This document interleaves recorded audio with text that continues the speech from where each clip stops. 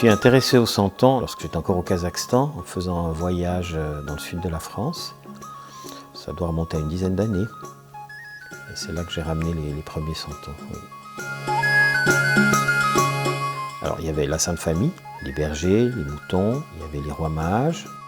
J'avais aussi ramené des santons provençaux dont les métiers ressemblaient à des métiers qui avaient cours dans la steppe. L'idée, c'était de recréer la première intuition de la crèche provençale. On met dans la crèche non seulement les personnages bibliques, mais les métiers et les personnages existants, chacun voulant se retrouver dans la crèche pour venir adorer l'enfant Jésus.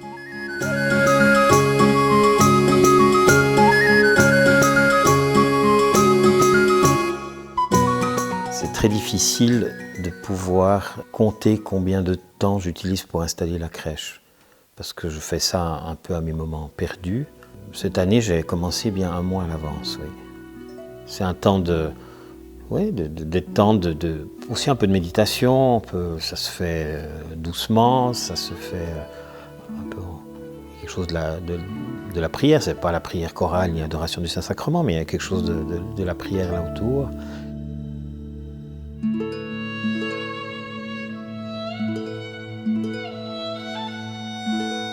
Dans la crèche provençale, vous n'avez jamais rien qui est en dehors de la nativité du point de vue biblique. Et donc, symboliquement, on va essayer de refaire des scènes qui font allusion à d'autres moments. Donc, quand vous voyez la crèche telle qu'elle est faite cette année, vous avez d'un côté l'annonce à Marie, qui se trouve dans un paysage provençal, de l'autre côté le songe de Joseph, qui se trouve lui dans un paysage oriental. Ces deux annonciations sont le début de tout. Alors après, si je fais un peu le tour, donc toute une partie orientale qui est liée à un désert. En fait, la raison de cette partie-là, c'est qu'il y a un endroit pour les rois mages qui sont en train d'arriver.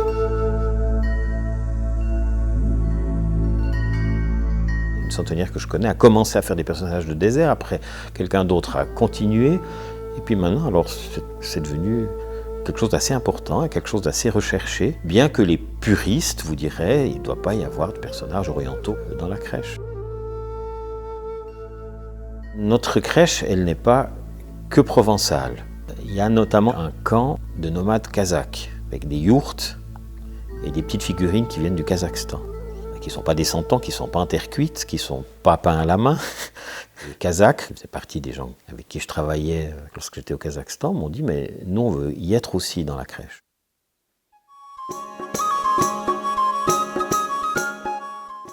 Et le passage tout à fait obligé d'une vraie crèche provençale, c'est un village développé. C'est tout à fait nécessaire. Alors là, dans le village, vous allez avoir tout ce que vous voulez. Les différents métiers, l'école avec les enfants, le forgeron, le marché, la chapelle. Je pense beaucoup à la crèche tout au long de l'année. Alors, non pas que je l'élabore, elle s'élabore un peu comme ça vient. Je ne suis pas quelqu'un de très doué pour les plans et les projets architecturaux. Tout au long de l'année, je regarde un peu ce qu'il y a, je vais de temps en temps quelques jours de congé un peu dans le sud de la France, et puis je visite tel ou tel santonnier, telle ou telle santonnière.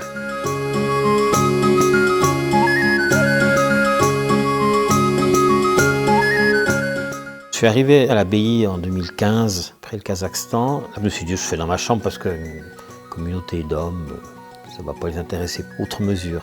C'est certains confrères qui ont vu cette crèche dans ma chambre qui m'ont dit, écoute, ce serait bien de la mettre, ne serait-ce que dans le couloir pour tout le monde.